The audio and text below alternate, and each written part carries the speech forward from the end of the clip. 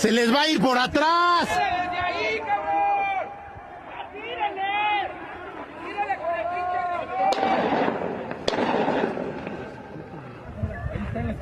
Ahí lo tiene. No le dan. Ya le dieron. Ya le dieron. Buenas noches, son escenas de esta mañana. Ocurrió un ataque en Teotihuacán, en el Estado de México. Es el momento en el que elementos de la Guardia Nacional intentan detener el ataque. Hay una patrulla y hay una docena de militares abajo de la pirámide de la Luna, allá en este sitio arqueológico. Después el agresor sube a la cima de la pirámide, mientras que más de una decena de turistas bajan deprisa para ponerse a salvo. 2 personas murieron en estos hechos, una mujer de nacionalidad canadiense, y también murió el atacante, identificado como Julio César Jasso Ramírez. Ahora le digo más de lo que sabemos sobre él, ahora le digo más de cómo iba vestido y las posibles motivaciones que habrían llevado a desatar este terror en Teotihuacán. El gobierno del Estado de México informó que hay 13 personas a esta hora de la noche hospitalizadas. Son los sobrevivientes, la gente que logró ponerse a salvo. Turistas de varias nacionalidades, 6 de Estados Unidos, 3 de Colombia, 2 de Brasil, un canadiense y un ruso.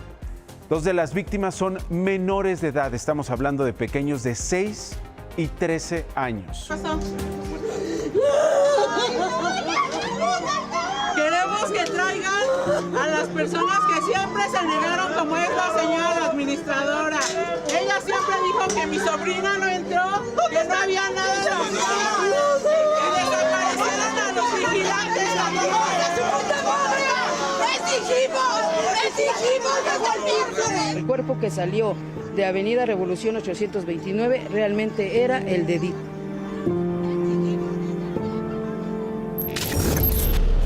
Y sobre este otro caso que hemos estado siguiendo desde la semana pasada, este sábado amigos y familiares velaron a Edith en su casa en Iztapalapa. La fiscalía les entregó su cuerpo en la madrugada, la despidieron entre ramos de flores blancas y amarillas, coronas gigantes y fotos de la joven de 21 años. Su familia ha pedido privacidad sobre este caso. La Fiscalía General de Justicia de la capital, a través de su titular, Berta Alcalde, confirmó que 3 funcionarios fueron suspendidos de sus cargos. ¿Quiénes son? Un ministerio público que, según señaló la fiscal, no dio la orden inmediata de ir a la última dirección en la que estuvo Edith. También cesaron a un policía de investigación que fue señalado por la familia de la víctima de pedir dinero para agilizar la búsqueda. Ya sabe lo de siempre. Y el agente encargado del turno, en el que se levantó el boletín de desaparición, que tampoco había solicitado ir al edificio en Avenida Revolución 829. En lugar de acudir de inmediato al domicilio señalado por la madre, se realizan otros actos de investigación desde el momento de la denuncia. Esto implica una dilación de 15 horas, desde que se contaba con ese dato en específico y se acudió al domicilio. Y por eso este tipo de casos nos frustran mucho, ¿no? Nos apenan, ¿no? Y nos frustran como titulares de una institución que está en transformación. 15 horas que fueron definitivas en el feminicidio de Edith. 15 horas en que estos funcionarios de la Fiscalía de la Ciudad de México no movieron un dedo. Esto es lo que sabemos del crimen. Yo sabía que ella estaba muerta y nunca quisieron cooperar y siempre estuvieron mintiendo en todo. Yo ya sabía que estaba ahí. Él es inocente porque todas las pruebas que según ellos tienen no son verdaderas. Si él lo hubiera hecho, él no hubiera regresado. O sea, yo trabajo. No lo entiendo. Juan Jesús, el hombre detenido desde el viernes, señalado como presunto autor del feminicidio de Edith, la habría asesinado con un desarmador en su espacio de trabajo. Tenía control total al acceso del inmueble, incluyendo la puerta principal, estacionamiento y sistema de cámaras. Se identificó que el sistema de cámaras fue deliberadamente desconectado entre las 16:23 y las 17:44 horas del 15 de abril, justamente en el periodo en el que la víctima ingresa y ocurre el hecho. ¿Qué pasó ese día? Según la fiscal general, Berta Alcalde, Edith llegó al edificio de Avenida Revolución 829 a las 16:45 de la tarde. Juan habría apagado las cámaras antes de su llegada. Las autoridades desconocen la relación entre ambos. Según la versión oficial, Edith y Juan entraron a la caseta de vigilancia del edificio, que cuenta con un tapanco que usaban los guardias para descansar. Ella subió al tapanco. Ahí habría comenzado la agresión.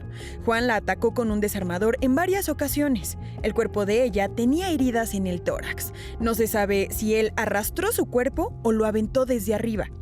Había sangre en el tapanco, las escaleras para subir a él y la parte inferior de la caseta de vigilancia. También encontraron una playera con manchas de sangre escondida en un armario de limpieza en el sótano.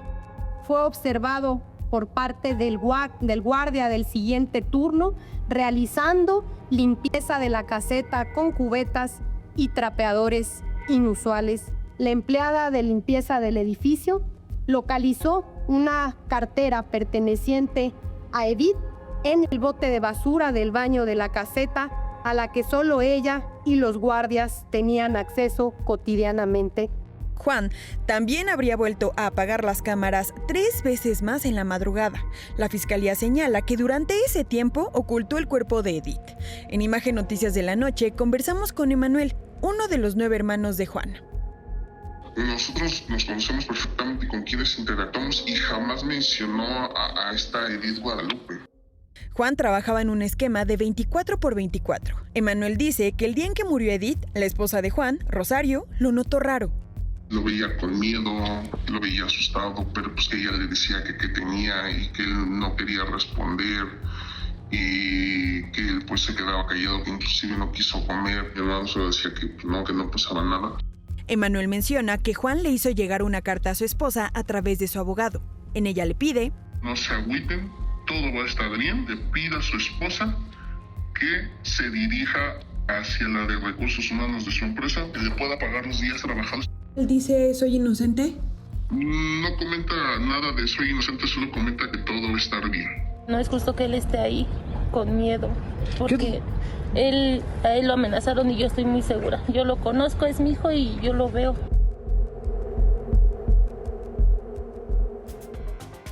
Y ahora, ¿qué con esta escena grabada en el elevador de este edificio?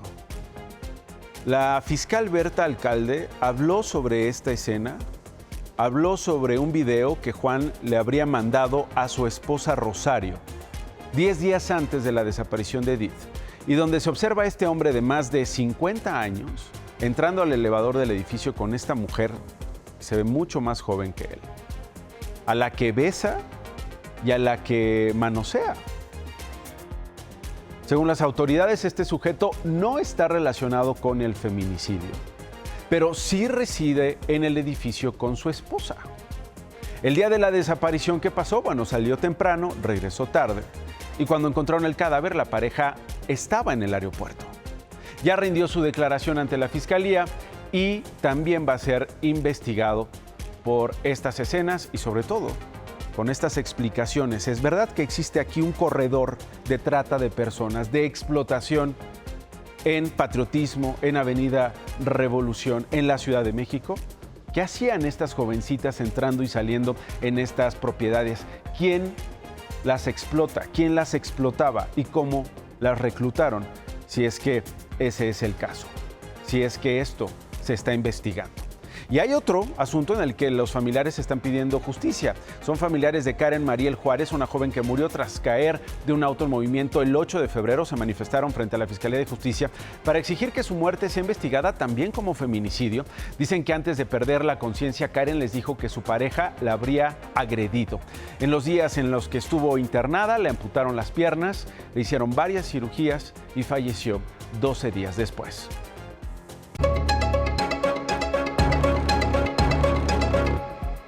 Y la violencia no termina. Mire lo que sucedió en una pizzería en Chimalhuacán, también en el Estado de México. Es un asalto que estuvo a punto de convertirse en algo peor.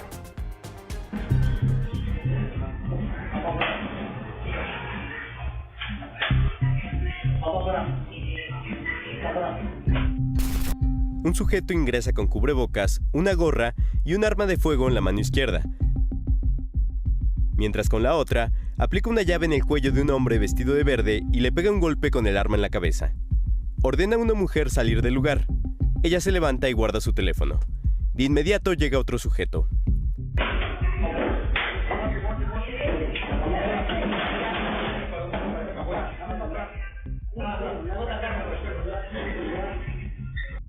El otro sujeto también lleva gorra, un cubrebocas y un arma.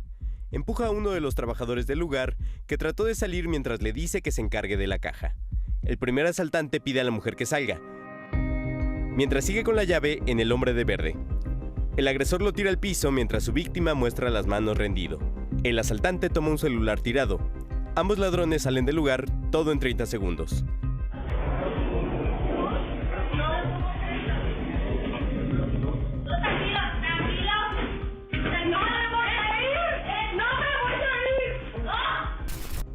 Cuando salen, el sujeto de la gorra negra toma a la mujer de un brazo mientras ella dice que no. La suelta. El primer asaltante se acerca y con más violencia trata de llevársela. Forcejean y terminan en el piso. El criminal le pega un golpe en la cabeza. Ella responde con otro golpe. Mientras el ratero está distraído con eso, uno de los empleados toma una silla y casi alcanza a golpearlo. Tanto el empleado como el hombre de verde salen corriendo tras ellos y la mujer los sigue. Aunque se escuchan ruidos como golpes, el hombre de verde regresa por un momento a la vista de la cámara de vigilancia. Al final, parece escucharse el motor de un vehículo en el que los criminales habrían escapado.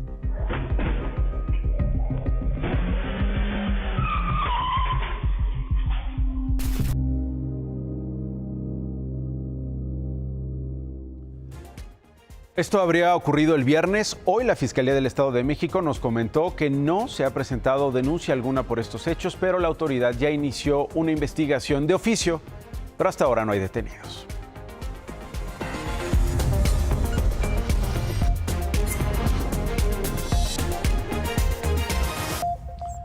¿Qué hacían en Chihuahua? La de hoy, 2 agentes mexicanos y 2 funcionarios estadounidenses, de los que nos preguntamos qué hacían en Chihuahua.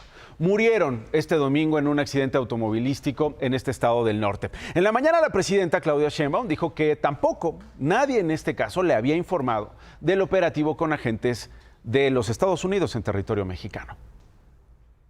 No teníamos conocimiento de que hubiera un trabajo directo entre el estado de Chihuahua y personal de la Embajada de los Estados Unidos en México. Entonces estamos pidiendo toda la información al gobierno de Chihuahua y también al gobierno de los Estados Unidos.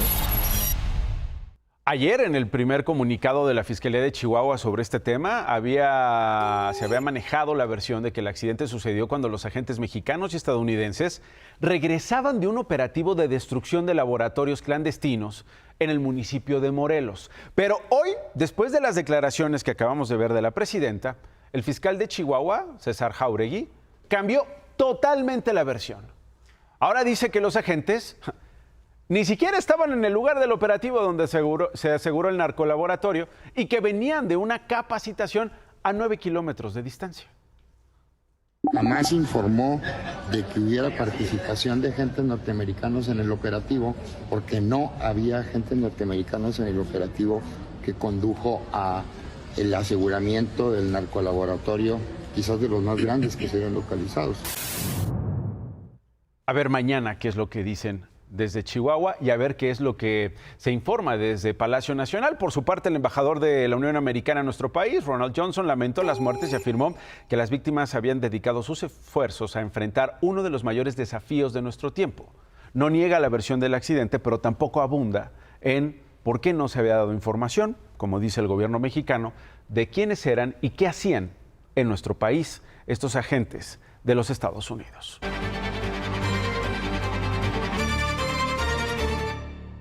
Y regresó la presidenta de la cumbre en defensa de la democracia que se llevó a cabo este fin de semana en España.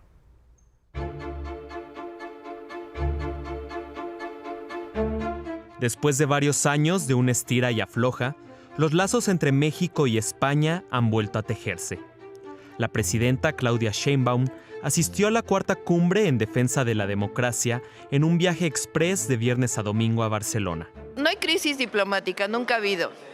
Lo que es muy importante es que se reconozca la fuerza de los pueblos originarios para nuestra patria. En España se reunieron varios jefes de Estado, como Gustavo Petro de Colombia, Luis Ignacio Lula da Silva de Brasil o Pedro Sánchez del gobierno ibérico.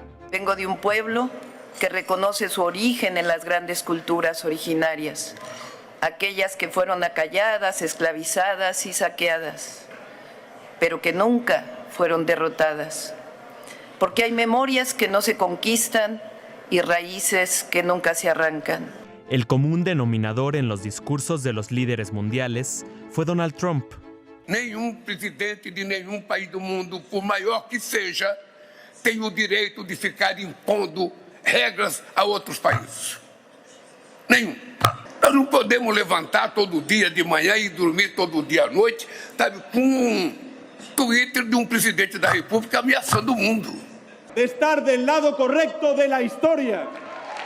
Sí, de defender el derecho internacional, de defender la paz y de gritar una y mil veces sí a la paz y no a la guerra. En su participación, Sheinbaum propuso un programa de reforestación con los millones que se invierten en la guerra y también recordó a Cuba. Quiero proponer una declaración en contra de la intervención militar en Cuba, que el diálogo y la paz prevalezcan. La presidenta Sheinbaum aprovechó el viaje a España para reunirse con connacionales en el Consulado de Barcelona y también visitar el Centro Nacional de Supercomputación, una visita a las instalaciones de uno de los ordenadores más rápidos y potentes de Europa, que colaborará para la creación de la supercomputadora mexicana Coatlicue. Motor Vessel Tosca, vacate your engine room. Vacate your engine room. We're prepared to subject you to disabling fire.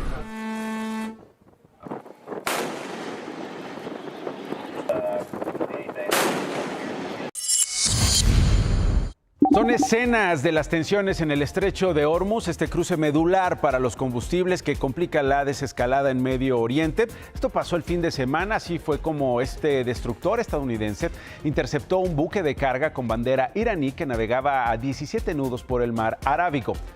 Las Fuerzas Armadas estadounidenses informaron ayer que pese a que advirtieron durante 6 horas al navío sobre el bloqueo que los estadounidenses mantienen en puertos iraníes, el buque Tosca no obedeció, por lo que dispararon en varias ocasiones.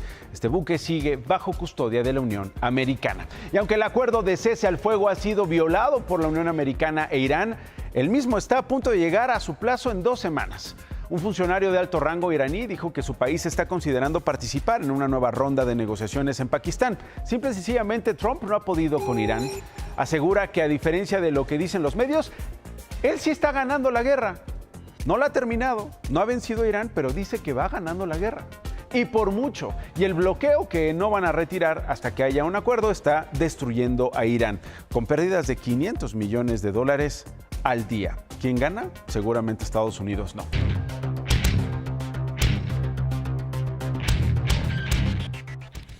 ¿Se acuerda que dijeron que se iban a acabar al cuarto de junto? Que ya en la renegociación, revisión del Tratado de Libre Comercio, no iba a haber cuarto de junto. Esa es una de las muchísimas mentiras que ha habido en torno a la gestión de Marcelo Ebrard como secretario de Economía. Y hoy, en la reunión con el representante comercial de los Estados Unidos, Jameson Greer, quedó clarísimo, que el cuarto de junto se fortalece. Se hace un supercuarto de junto. Vamos a decirles qué es lo que hizo. Sentó a por lo menos 4 sectores: los líderes empresariales, las industrias implicadas, los afectados por el tratado y, en general, todos los que tienen una vela, para que hablaran directamente con él, le dijeran cuáles son sus preocupaciones y qué esperan del acuerdo comercial. Por su parte, Marcelo Ebrard dejó muy claro que su posición es que lleguemos al arancel cero. Greer, que está en su parte negociadora, dijo: es absurdo pensar que van a regresar los aranceles cero. Es decir, que vamos a vivir en un mundo con aranceles. Me parece muy bien cómo se dieron hoy las cosas y habrá que esperar al 25 para cuando empiece la segunda ronda de negociación técnica. Échame la cámara. Nacho, tú ya registraste tu línea telefónica.